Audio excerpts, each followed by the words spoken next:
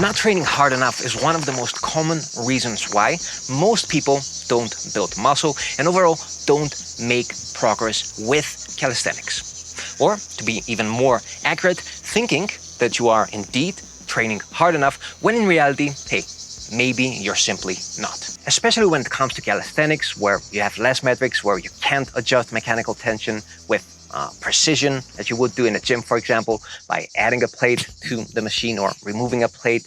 It's quite easy to fall into a trap of, not making your workouts challenging enough, of making a little nest basically within that comfort zone and therefore to be lacking in progress. So even though working out hard enough is one of the most important variables for making progress, it's quite difficult to translate effort into something more tangible, something like a percentage, since especially with calisthenics, effort and the amount that you push yourself can be quite subjective. For example, one's max overall workout effort can be somebody else's 80% overall workout effort and vice versa. So in today's video, I'll give you 2 simple tips to be able to tell simply through observation if somebody or even you yourself is putting in enough hard work while training.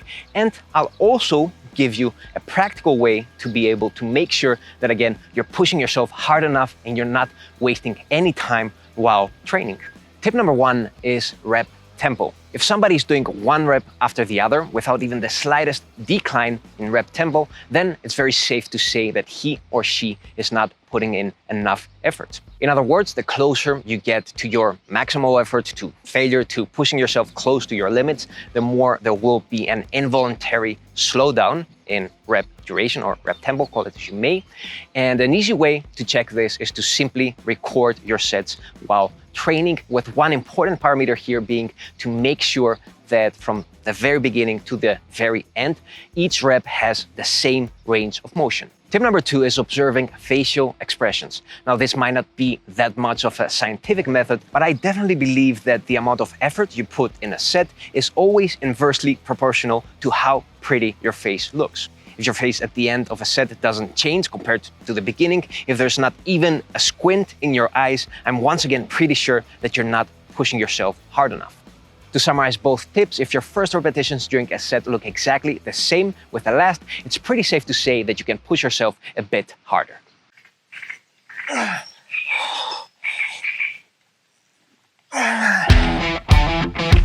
First of all, it's important to clarify that training until failure during each and every single set of a workout is not a smart way to train. This, first of all, reduces overall training volume, which is important, especially when it comes to calisthenics for hypertrophy, for progress.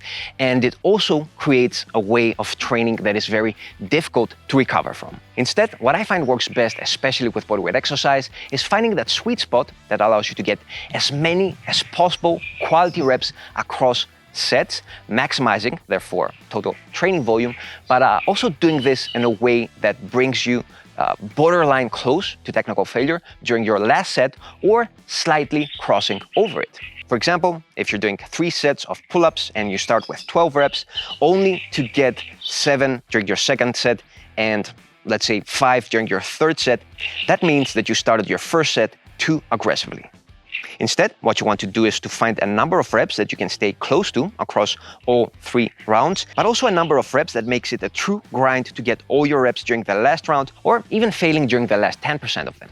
Now, if you're wondering what failure should look like, let's first of all start with what failure shouldn't look like. Training till failure, or what I like to call technical failure, doesn't mean that you should be keeping through the last half of your set. It doesn't mean that you should be doing your reps extremely fast, bouncing up and down. And it doesn't mean that you should be reducing your range of motion down to half or even less. Unfortunately, this is something I see very often, especially in the world of calisthenics, people doing too many reps just for the sake of doing too many reps that don't build any muscle, that don't lead to any significant progress, and reps that only really strengthen your own ego, oftentimes also at the cost of injury. So the reality that you want to remember here is that your muscles don't care about reps that only pump your own ego. What your muscles really care about is getting in enough muscle tension and training hard, putting in enough hard work, but also the right kind of hard work. So before I end this video, one final clarification here regarding training till failure. What does this mean? Does it mean that you always use perfect form, that you never keep even a little bit, that you never, maybe flare a tiny bit your elbows out when doing a pull-up or a push-up. No, not at all. It's only normal to give a little bit of a kick or a jerk or a bounce during that last rep, especially if that helps you to get that last extra rep. But just make sure that this is not something that is overdone and not something that you do for more than the last 10% of your last set. In other words, do your best to maintain perfect form across all sets, but also allow a little bit of wiggle room during that last set, especially if that can help you to squeeze in one last extra rep. So, to summarize everything, you want to figure out a rep range that maximizes total training volume, a rep range that you can maintain consistently across sets, and a rep range that either brings you borderline close to failure during your last round, making it a true grind to get that last rep, or a rep range that brings you slightly over failure with only a mild deviation from perfect form.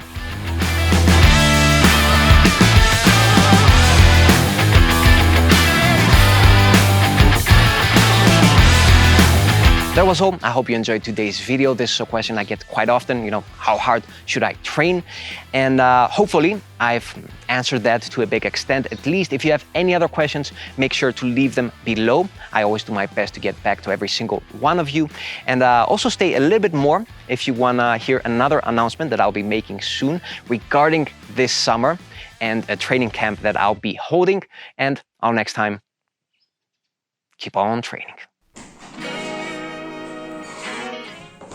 All right, so it's been a very, very long day. It's late afternoon here in northern Greece. I've been editing this video since extremely early in the morning. I'm shooting this on my phone.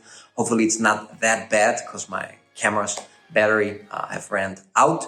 And what I want to mention in this final part is that starting this Monday will be, you can join my summer training camp.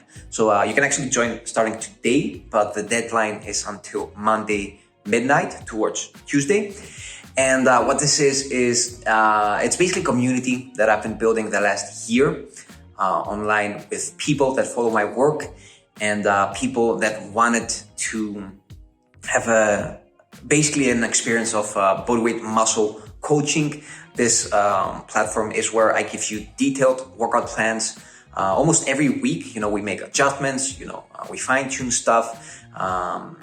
We change stuff to keep it interesting. So you have custom tailored advice as well. When you need something more personalized, you can ask me. There's a chat section. There is a feed where everybody posts their workouts for accountability. Even I do it.